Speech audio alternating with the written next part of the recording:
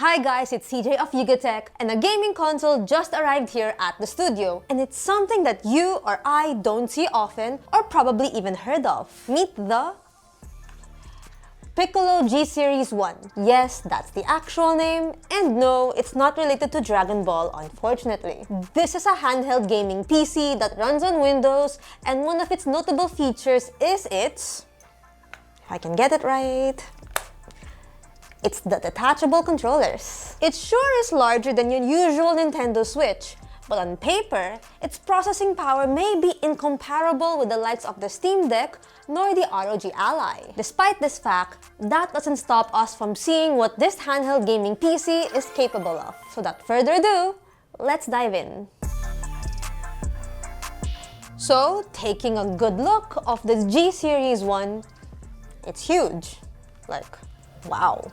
The display is 10.5 inches diagonally, and the console itself measures over 2 centimeters thick. There is no mention on how heavy this console is, but with a rough estimate, it would weigh over a kilogram at least. The controllers themselves are thick, and it seems intentional to provide some level of comfort in the hands. As for build quality, it has an aluminum chassis and a sturdy-looking metal kickstand at the rear. The controllers are made of mostly plastic and comes with a satin finish. No rubber grip to be seen. The keys are decent and have some level of tactility. And there's also haptic feedback, although this experience isn't mind-blowing by any means. As a matter of fact, we were never able to pair the left controller to the console, forcing us to use keyboard and mouse setup throughout our review. We also used an Xbox controller over Bluetooth connection, and it paired quite well. For a handheld console, it can get quite uncomfortable due to how massive it is. So, we mostly left it on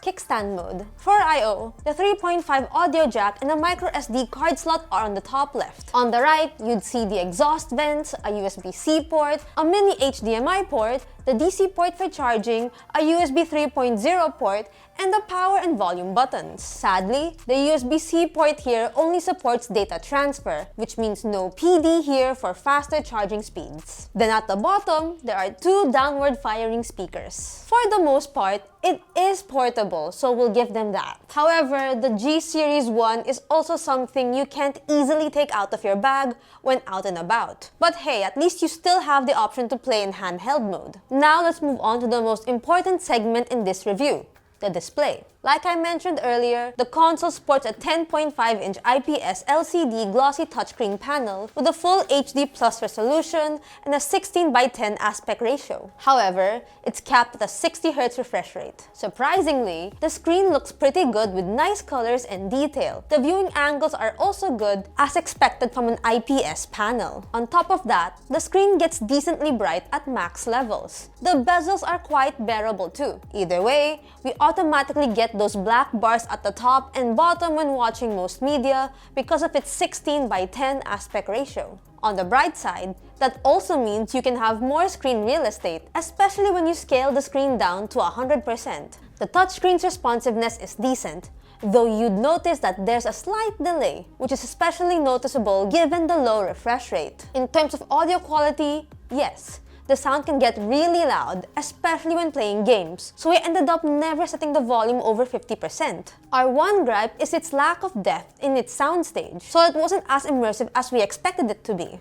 It would have been a better experience if the console's display ran at least 75Hz, cause 60Hz doesn't really cut it for 2025. Even most low-end phones get 120Hz these days, but it is a big screen after all. Setting that thought aside, overall, the display gets the job done with no major issues whatsoever. On the subject of performance, you may have to set your expectations low. Let's have a quick rundown on the specs. Inside the PICCOLO G-Series 1 is an Intel N95 processor with 4 cores, 4 threads, and up to 3.4 GHz clock speed. It gets paired with Intel UHD graphics that can run a max of 15 watts TDP. For config, the unit we have has 16 GB of RAM, which is always a welcome addition, and a 512 GB of internal storage. There's even a micro SD card slot to further expand expand storage, but I think this one has enough storage already. That's because you're limited to low-demanding games in the first place. I tried playing GTA 5 on the G-Series 1, and while it was playable, the frame rate barely reached 30 FPS,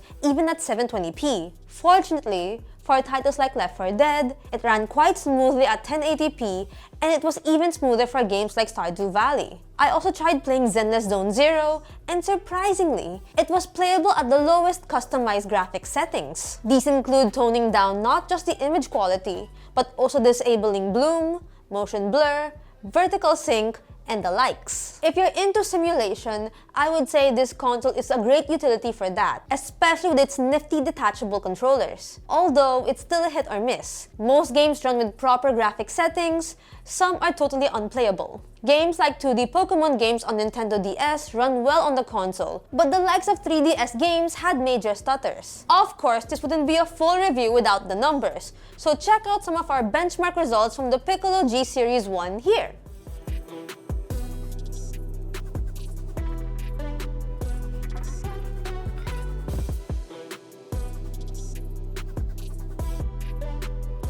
When it comes to thermal management, it's no surprise that this console stays relatively cool. In addition to its decently powered processor, it features some solid cooling fans at the rear. It gets pretty loud though, so you don't have full control over cooling modes. Can you hear that? Yeah. So that's how loud the fans can get. Next, let's talk about the webcam. Yup. This one has a webcam, which is surprising because the likes of the Steam Deck and the ROG Ally don't come with such a feature. There's no mention of the technical spec for the webcam, but testing it out, it looks to be in HD resolution or 720p. The image quality is darker than normal even with good lighting, so I wouldn't recommend using this for your online meetings. Unless, you really need to go on an online meeting and you have no device that can answer said call, so you're gonna answer it like this.